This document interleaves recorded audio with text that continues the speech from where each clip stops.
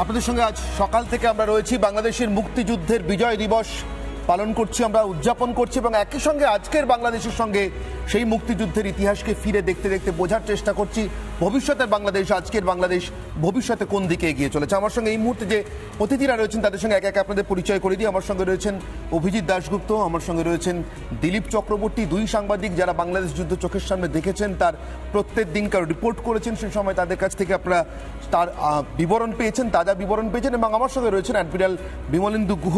Admiral Bimalendu Guha ৭১-এর যুদ্ধে ভারতীয় নৌবাহিনীর হয়ে সরাসরি অংশগ্রহণ করেছেন এবং আমি অ্যাডমিরাল গুহর কাছেই প্রথমে আসবো। স্বাগত অ্যাডমিরাল গুহ আপনাকে। আপনার কাছ থেকেই প্রথম শুনতে চাই সেই দিনকার কথা এবং বিশেষ করে আজকে যে অঞ্চলটা নিয়ে এত আলোচনা চলছে, চট্টগ্রাম, টেকনাফ, সেন্ট মার্টিনস, এই অঞ্চলটাতেই তো আপনারা সেদিনকে অপারেশন চালিয়েছিলেন অ্যাডমিরাল গুহ।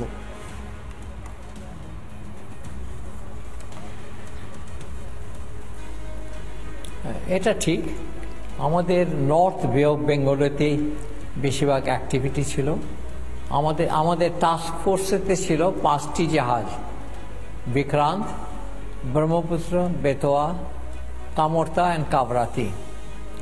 আমাদের যে টাস্ক দেওয়া হয়েছিল তাতে 4টে ভাগে, কিন্তু তুমি যে অঞ্চলটা নিয়ে কথা বললে সেখানে আমাদের 2টো কাজ ছিল। কোনো পাকিস্তানি সোলজার যেন পালাতে না পারে, না কোনো নৌকো করে, না কোনো আরাকান রুট দিয়ে। আর দ্বিতীয় হচ্ছে, আমরা যদি বম্বার্ডমেন্ট করি কিংবা বম করি, আমরা বন্ধুর বাড়িতে গেছি, সুতরাং কিছু যেটুকুন দরকার শুধু সেটুকুনি করবে, এর বেশি করবে না। এটা একটা মস্ত বড় জিনিস। তুমি যুদ্ধ করছো কিন্তু এভাবে ওদের ইনফ্রাস্ট্রাকচার আমরা শেষ করতে পারবো না। তার কারণ আমি বন্ধুর বাড়িতে গেছি, এই নিয়েই করেছি। মুক্তিযোদ্ধা অবশ্যই আমরা অনেক দিন ধরে ট্রেন করেছি, এপ্রিল মাস থেকে ট্রেন করতে শুরু করেছি অফিসিয়ালি, সেটা নৌবাহিনী হোক কিংবা আর্মি হোক, এরা প্রচুর অবদান করেছে মুক্তিযোদ্ধা। কিন্তু কথা হচ্ছে যেটা, কাউকে তো লড়তে হবে, সেটা কিন্তু নৌবাহিনী লড়েছিল ইস্টেতে আর্মি কমান্ডের সঙ্গে এবং এয়ারফোর্সের সঙ্গে, কিন্তু আমরাই যে পৌঁছেছিলাম প্রথমেতে। তার কারণ আমরা আন্দামান থেকে বেরিয়ে গিয়েছিলাম, আমরা ছিলাম না, আমরা 150 মাইল শুধু দূরে ছিলাম চিটাগং থেকে বিক্রান্তের সঙ্গে। 3 তারিখ রাত্রিরে আমরা বেরিয়ে যাই, আমাদের 5টি জাহাজ। তারপর দিন দুপুরবেলা থেকেই বিক্রান্ত অ্যাটাক শুরু করে সিহক দিয়ে, তারপরে অ্যালিজি দিয়ে। ওরা ATCটাকে ধ্বংস করেছিল কক্সেস বাজারে, only airport left at that time. আর আমরা করেছিলাম বম্বার্ডমেন্ট করে, আমরা ডিনায়াল অফ দ্য রানওয়ে করতে শুরু করেছিলাম।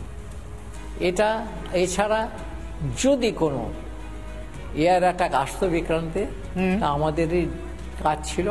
তার কারণ Brahmaputra and Beas had the guns, Vikrant had the এরোপ্লেনস, so that is that.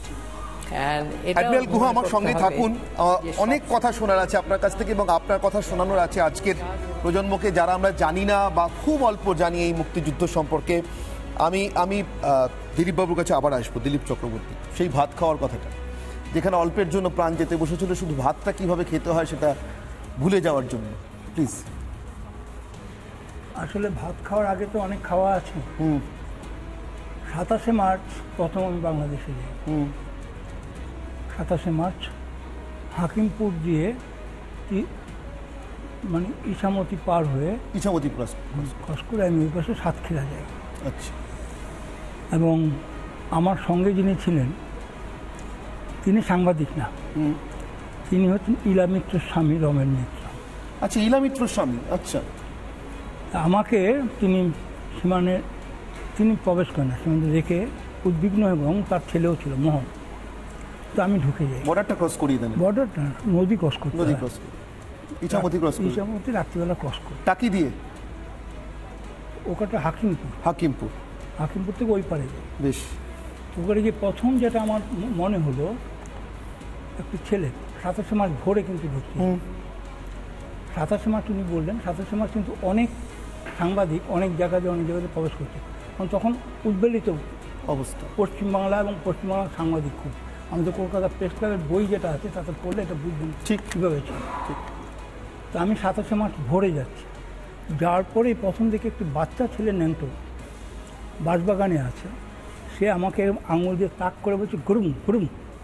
আমি আরে বেটা তুই গুরুম গুরুম করছিস কেন? তো একটা বন্দুক দিবা, বন্দুক দিয়ে কী করবা?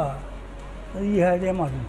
ইয়াহিয়ারে মারুম মানে ওই বাচ্চা ছেলেটিও যুদ্ধ করতে চায় ইয়াহিয়াকে মারবার জন্য। ভাত খাওয়ার আগের গল্পটা সেখানে বলতে যাচ্ছি। ঠিক। ইয়াহিয়ারে মারুম। আমি বলি ঠিক আছে মারিস বেটা চল। আমি গেলাম, তার রিপোর্ট ডে টু ডে আছে এবং আমার এই বইয়েতে তার পুরো রিপোর্ট আছে। ঠিক। ওই আমি যুদ্ধের, উনি বললেন উনি 13 বার গেছেন, আমি অনেকবার গেছি এবং একটা যুদ্ধের সময় আমি 285 কিলোমিটার শুধু সাইকেল চালিয়ে যুদ্ধের মধ্যে করেছি। ঠিক।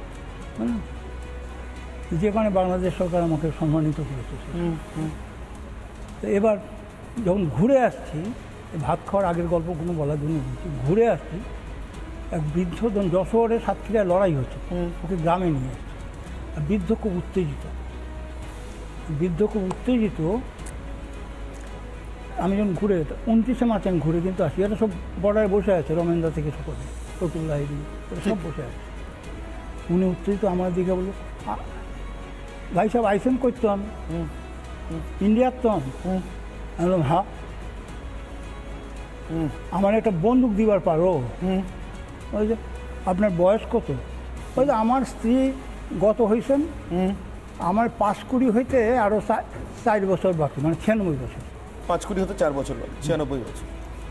তা আমি বলবো আমি বন্দুক দিয়ে কী করবেন? আমি এখন লড়তে পারি, এরা দেখো না আমার লই আইসে, আমি লড়তে পারুম না কইয়া। মানে বালক থেকে 96 বছরের বৃদ্ধ সবাই বন্দুক চাইছে শুধু ইয়াহিয়াকে মারবার জন্য। আমি আসছি দিলীপ বাবু আপনার কাছে, আমি এবার ভাত খাওয়াতে আসবো, আজ সেই গল্পটা শুনবো। মেজর মোহাম্মদ আলী আশরাফ মুক্তিযোদ্ধা, আজ ফোর্ট উইলিয়ামে তাকে পেয়েছেন আমাদের প্রতিনিধি বিশাখা, এবং বিশাখা তার কাছ থেকে জানতে চেয়েছিলেন সেই সময়কার স্মৃতি সম্পর্কে, মুক্তিযুদ্ধের স্মৃতি সম্পর্কে। কি বলেছেন মেজর মোহাম্মদ আলী আশরাফ, একবার শুনুন। जान हथेली पे आए मेजर मोहम्मद आली আশরাফ বীর প্রতীক। আপনার কি অভিজ্ঞতা? আমার অভিজ্ঞতা যে এই যে আপনারা তো আমাদের সম্মান দিলেন, আমরা খুব সম্মানিত বোধ করেছি।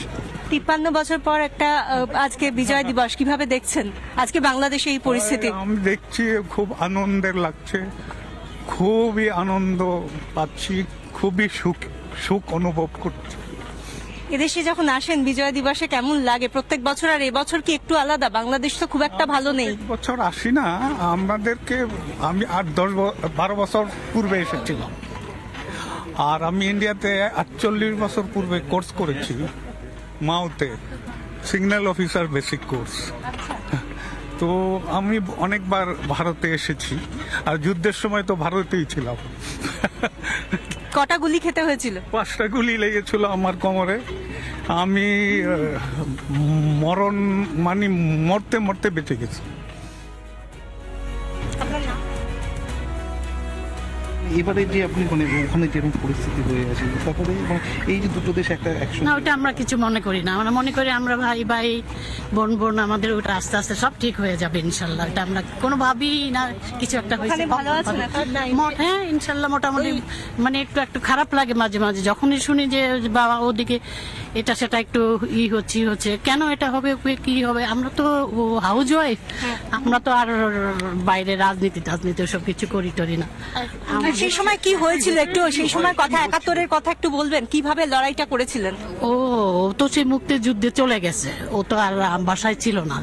ওরা সব বাইরে কি করেছে, মাঠে ঘাটে, মানে ও অত্যাধিক কষ্ট করেছে, অত্যাধিক যুদ্ধ এটা সেটা কি কি করেছে, ওর কাছ থেকে ও বলবে, ও সব জানে, ও সব কিছু দেখেছেন না। তখন তো সত্যি কথা কি আমার তখন তো ওর সাথে আমার বিয়ে হয়নি। না মানে আপনি তো সেই সময় বাংলাদেশের অবস্থাটা কি ছিল? 9-10-এ পড়ি, তখন খুবই খারাপ অবস্থা। বর্তমানে যা পরিস্থিতি কি বলবে? না বর্তমানে পরিস্থিতি কি আর বলবো, বলার কোনো আমাদের ভাষা নাই।